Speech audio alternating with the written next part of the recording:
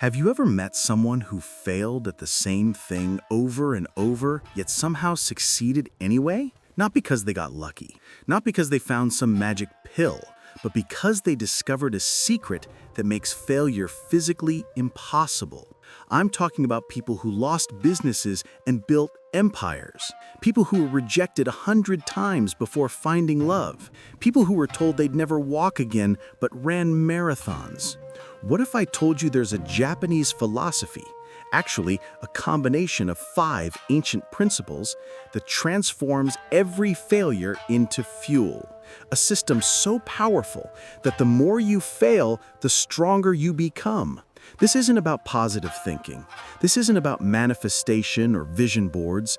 This is about a warrior mindset developed over 400 years by samurai, monks, and craftsmen who understood something about human psychology that modern science is only now beginning to prove. The system combines 5 philosophies: Shoshin, Kaizen, Shukan, GAMAN, and Kintsugi. But here's the part that will blow your mind. These aren't separate techniques. They're a complete operating system for your brain that makes giving up more painful than pushing forward. Before I reveal exactly how this works, I need you to do 3 things. First, subscribe to this channel. Second, hit the like button. Third, comment below with the one thing you failed at multiple times. Don't be vague, be specific. Because what you're about to learn will transform that exact failure into your greatest strength. Thousands of people have used what I'm about to share to completely rebuild their lives. And I read every single comment. Your transformation might be featured in my next video. All right, let's begin. Chapter 1: The Man Who Failed His Way to Success. Let me tell you about a man named David. He was 35 years old, $127,000 in debt, divorced, and living in his parents' basement. This wasn't his first failure. It was his 5th. First business failed after 8 months. Second, made it 2 years before bankruptcy. Third, his business partners stole everything. Fourth, the market crashed. Fifth, he trusted the wrong investor who vanished with his money. 5 businesses, 5 failures. 10 years of his life, $127,000 in debt, 0 success. His family stopped asking how things were going. His friends stopped returning calls. Even his father, trying to be supportive, said, "Maybe entrepreneurship isn't your thing, son. There's no shame in getting a regular job." But here's what nobody knew. David had discovered something during his last failure. While drowning in debt and shame, unable to sleep, he stumbled upon a documentary about Japanese artisans. There was a 78-year-old pottery master named Takeshi who had spent 60 years making the same bowl. 60 years, the same bowl, over and over and over. The interviewer asked, "Don't you get bored making the same thing for 60 years? Master Takeshi smiled. "I don't make the same bowl. Every bowl is my first bowl. Every morning, I approach the clay with Shoshin, beginner's mind. I forget what I learned yesterday. I become curious again, and every single bowl teaches me something new." David paused the video. He rewound it. He watched it again. Every bowl is my first bowl. Something clicked in his brain. All his failures, the businesses, the bankruptcy, the shame, he had been carrying them like chains around his neck. Every new attempt was weighed down by the fear of repeating past mistakes. But what if he could approach his next business like it was his first business? What if he could forget the $127,000 in debt, forget the failures, forget the shame, and just be curious again? That night, lying in his childhood bedroom at 35 years old, David made a decision. He wasn't going to try to succeed. He was going to experiment like a beginner. Chapter 2: The Philosophy of Shoshin. Shoshin means beginner's mind in Japanese. It's a Zen Buddhist concept that's been practiced for over 800 years. The idea is simple, but psychologically devastating. Approach every situation as if you know nothing, even if you're an expert. Here's why this is so powerful, and why it makes failure impossible. When you fail at something repeatedly, your brain creates what psychologists call learned helplessness. Your neural pathways literally wire themselves to expect failure. Every time you try again, you're not just fighting the current challenge, you're fighting the accumulated weight of every past failure. But Shoshin hacks this system. When you approach something with a beginner's mind, you're not trying to win. You're not trying to avoid past mistakes. You're just curious. You're exploring. And psychologically, exploration can't fail because it's not trying to achieve anything except learning. David applied this immediately. Instead of launching another business, he gave himself permission to just explore. He spent 2 hours every morning asking questions like a child. What if I built a business with 0 startup costs? What if I only worked with people I genuinely liked? What if profit wasn't the goal for the first 6 months? What if learning was? These weren't strategic questions, they were curiosity questions. And curiosity doesn't trigger fear the way ambition does. Within 3 weeks, David had an idea. Within 2 months, he had his first client. Within 6 months, he had revenue. Within 18 months, he had paid off $80,000 of his debt. But here's the crazy part. When challenges arose, instead of panicking like before, he would say out loud, "Interesting, I've never dealt with this exact situation before. Let me explore." Beginner's mind. Every problem was new. Every setback was just information. Failure became impossible because he wasn't trying to succeed, he was trying to learn. One of his investors asked him, "How are you so calm? Doesn't this stress you out?" David smiled. "I'm a beginner. Beginners don't know enough to be stressed. They're just curious." Chapter 4, Shukan, Designing Your Identity. By year 2, David was out of debt. His business was thriving, but he noticed something strange. Some days, he would wake up motivated and crush it. Other days, he would wake up exhausted and struggle to function. He realized he was still relying on willpower. And willpower is a limited resource that depletes throughout the day. That's when he discovered Shukan, the Japanese concept of intentional habit design. Unlike Western habit formation, which focuses on discipline and self-control, Shukan is about designing routines so aligned with your identity that they require 0 willpower. You don't force yourself to do them, you do them because they're who you are. David studied his most successful days. What did they have in common? He noticed a pattern. On successful days, he woke up at 5:30 a.m. On successful days, he drank water immediately. On successful days, he wrote down 3 priorities before checking email. These weren't impressive habits, but they created a psychological cascade. When he did these 3 things, his entire day aligned. When he skipped them, chaos ensued. So he didn't try to build willpower. He designed a system that made these habits automatic. He put a glass of water on his nightstand before bed. He put his journal on top of his phone so he couldn't check messages first. He set his alarm for 5:30 a.m. and put it across the room so he had to stand up. Within 3 weeks, these habits became unconscious. He didn't decide to do them, he just did them. They became part of his identity. Shukan made failure impossible because behavior wasn't a choice anymore, it was automatic. He wasn't trying to be disciplined, he was just being himself. And himself was someone who did these things. Chapter 5, GAMAN, Enduring the Unbearable. Then came the hardest test. Year 3. David's biggest client, the one responsible for 40% of his revenue, sent an email at 9 p.m. on a Friday. "We've decided to go with a larger agency, effective immediately." 40% of his revenue gone overnight. David sat at his desk, staring at the email. His hands were shaking, not from fear, from rage, from injustice. He had delivered incredible results for this client, and they dropped him without warning, without a conversation, without a chance to respond. For the first time in 3 years, he wanted to quit. Not just his business, everything.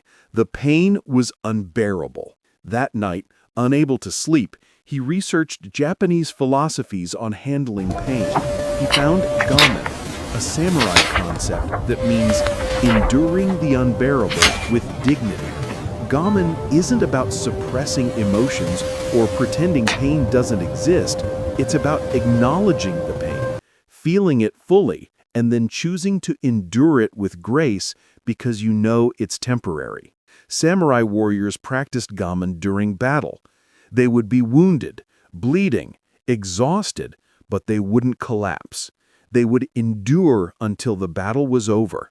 Knowing that pain is information, not identity, David realized something profound. He wasn't failing, he was in pain, and pain doesn't mean something is wrong.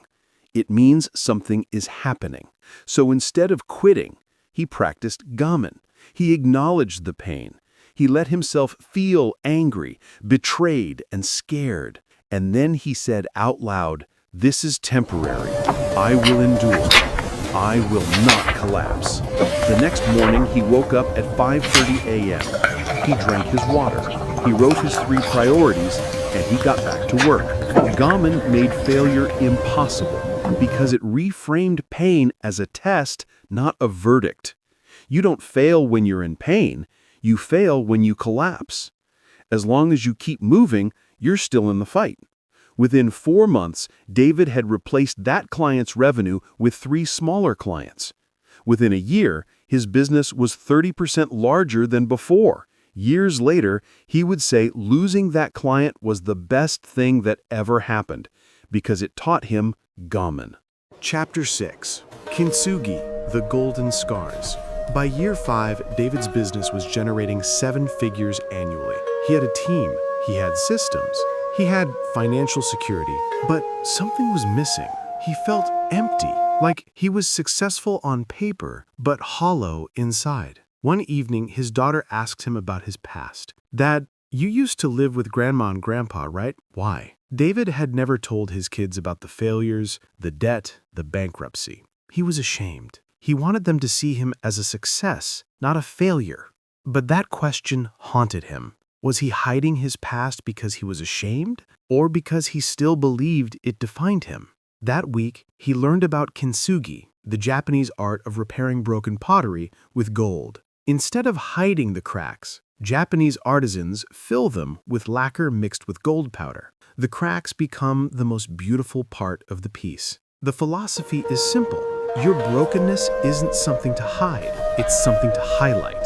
Because the places where you broke and healed are the places where you're strongest.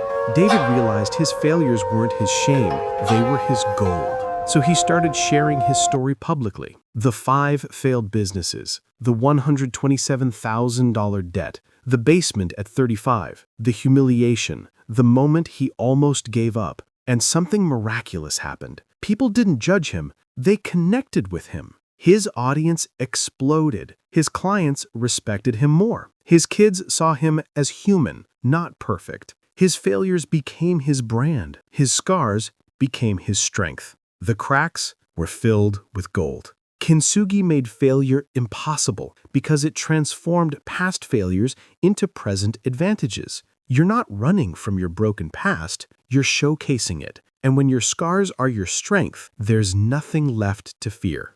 Chapter 7. The Complete System. Here's how all 5 philosophies work together to make failure impossible. Shoshin, beginner's mind. You approach every challenge as if it's your first time, removing the weight of past failures. Kaizen, 1% improvement. You improve just 1% per day, so small your brain can't resist, and compound gains become inevitable. Shukan, intentional habits. You design routines that align with your identity, removing the need for willpower. GAMAN, dignified endurance. You endure pain with grace, knowing it's temporary and informational, not permanent and definitional. Kintsugi, golden repair. You transform past failures into present strengths, making your scars your competitive advantage. Together, these 5 philosophies create a psychological system where failure becomes impossible, not because you never stumble, but because every stumble makes you stronger. Chapter 8, Your Turn. David is now 45 years old. His business does 8 figures annually. He has financial freedom, but more importantly, he has psychological freedom. He no longer fears failure because failure is impossible in his system. Every setback is information, Shoshin. Every day is 1% better, Kaizen. Every behavior is automatic, Shukan. Every pain is temporary, GAMAN. Every scar is gold, Kintsugi. But here's what I want you to understand. David's story isn't special. You don't need to be in debt. You don't need to hit rock bottom. You don't need drama. You just need to apply these 5 philosophies to whatever you're struggling with right now. Maybe you've tried to lose weight 5 times and failed. Apply Shoshin. Approach this attempt like it's your first time, with curiosity, not fear. Apply Kaizen. Improve your eating 1% per day. Apply Shukan. Design one automatic healthy routine. Apply GAMAN. Endure hunger with dignity. Apply Kintsugi. Turn your past weight struggles into wisdom that helps others. Maybe you've tried to build a business and failed. Same system, different application. Maybe you've tried to repair a relationship. Same system. Maybe you've tried to break an addiction. Same system. The philosophies don't care what you're trying to change. They work on the human brain, and every human brain operates the same way. Chapter 9, The Challenge. Here's what I want you to do right now. Open the comments and write down one thing you failed at multiple times. Be specific. Don't say, I want to be healthier. Say, I've tried to quit smoking 6 times. Then, write which of these 5 philosophies you're going to apply first. Just one. Not all 5, just one. Because here's the secret. You don't need all 5 at once. You need one philosophy applied consistently for 30 days. Then, add the next one. I'm going to read every single comment. And in 30 days, I'm making a follow-up video where I check in with people who committed publicly. This isn't motivational theater. This is accountability. When you write it publicly, you've just made a promise to yourself and to 100,000 other people watching this video. And if you're still watching, that means you're serious. That means you're ready. So do it now. Comment below. What have you failed at? Which philosophy will you apply first? Chapter 10, The Truth About Failure. Let me leave you with this final thought. Failure isn't the opposite of success. Failure is the raw material of success. Every samurai who mastered the sword failed 10,000 times before achieving mastery. Every pottery master broke 1,000 bowls before creating perfection. Every entrepreneur who built an empire failed multiple businesses first. But here's what separates the people who eventually succeed from the people who stay stuck. The successful ones have a system that makes failure impossible. Not because they don't stumble, but because their system transforms every stumble into strength. Shoshin removes the fear. Kaizen removes the overwhelm. Shukan removes the willpower requirement. GAMAN removes the pain's power. Kintsugi removes the shame. And when fear, overwhelm, willpower, pain, and shame are all removed, what's left? Pure momentum. Inevitable progress. Unstoppable growth. That's not motivation. That's physics. If you made it to this point, you're in the top 1% of viewers. Most people click away after 2 minutes, but you stayed. That tells me something about you. You're not looking for quick fixes. You're looking for real transformation, and real transformation requires real systems. Subscribe to this channel. Hit the bell icon because I'm releasing 1 video per week breaking down ancient philosophies that modern psychology is only now validating. Next week, the Stoic secret to never feeling anxiety again. I'll see you in the comments. I'll see you in 30 days, and I'll see you at the top. Remember, failure isn't the opposite of success. It's the path to it. And with the right system, failure becomes impossible. Now go, comment, commit, transform.